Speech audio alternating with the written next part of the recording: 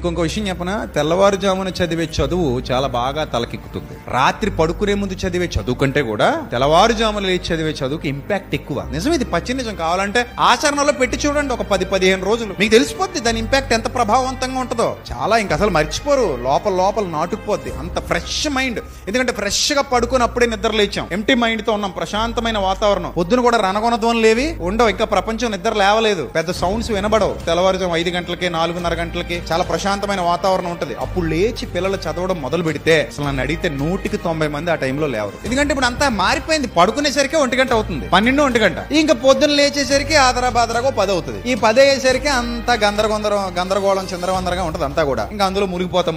మళ్ళీ ఈత కొట్టి పడుకునేసరికి 1 గంట కదా. ఇంకప్పుడు మనం ఆ ప్రశాంతమైన వాతావరణంలో ఏం చదువుతాం, ఏం అర్థం చేసుకుంటాం? నిద్ర కూడా తగ్గిపోతుంది పిల్లలకి. 5 గంటలు 4 గంటలు 3 గంటలు పడుకుంటున్నారట పిల్లలు. సరిపోదు, రకరకాల రోగాలు వచ్చేస్తే అలా పడుకుంటే. ఖచ్చితంగా 8 గంటల నిద్ర పిల్లలకు ఉండాలి. మరి తల్లిదండ్రులారా పరీక్షించుకోండి, మీ పిల్లలకి 8 గంటల నిద్ర ఉంటుందో ఉండట్లేదు పరీక్షించుకోండి. మార్కులు వచ్చేయాలంటే ఎక్కడి నుంచి వచ్చేస్తే దీనికి రెస్ట్ ఉండాలి కదా. కొంచెం ఒక 8 గంటల నిద్ర ఉండాలి పిల్లలకి, లేదు 9 గంటల నిద్ర ఉండాలి పిల్లలకి. అతని నిద్ర ఎక్కడ నుండి చచ్చింది? 1 గంట పడుకుంటాడు, 7 గంటలు లేస్తాడు. అంటే లేచేటప్పుడే ఉడుకుపడి నిద్ర లేవడం, పడుకునేటప్పుడే ఇప్పుడు లేటుగా పడుకోవటం, స్కూల్కి వెళ్ళి బెంచీల మీద చొంగలు కాచుకుంటూ నిద్రపోవడం. సో ఏం ఉపయోగం చెప్పండి?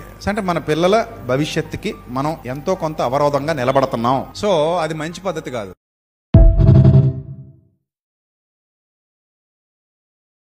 Download ShareChat.